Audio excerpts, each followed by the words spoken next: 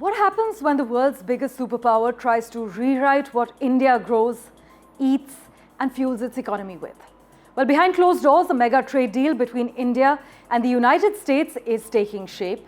But at the heart of it is a sharp tug of war over corn, soyabean, ethanol, and dairy. So what's really going on? Well, let's start with corn.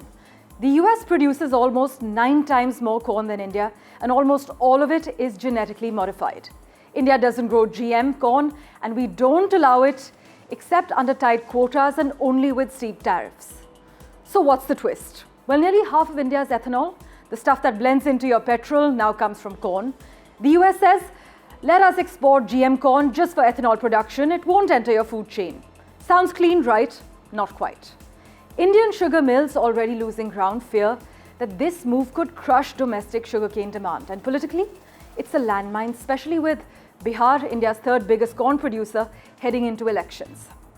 Next, ethanol itself.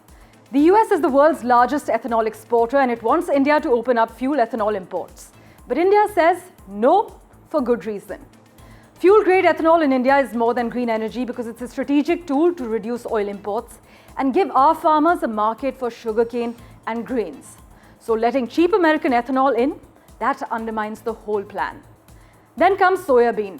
India allows GM soy oil, but not GM beans or the soy protein cake used for livestock feed. Why? It's in the bean, not the oil land. That's where the safety and environmental concerns lie. The US wants to change that, but soyabean is grown on over 13 million hectares in states like Madhya Pradesh, Maharashtra, and Rajasthan, and prices are already crashing. More imports now? Well, that translates to political suicide.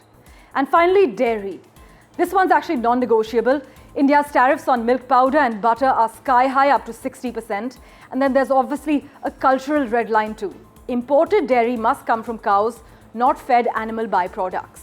The US says it's unscientific. India says it's non-negotiable and deeply cultural. Still, some experts believe the US may use dairy as a bargaining chip to push through access on corn and ethanol as well. But the bottom line, this deal isn't just about goods crossing borders, it's about who controls the future of Indian agriculture, Indian food systems, and fuel supply.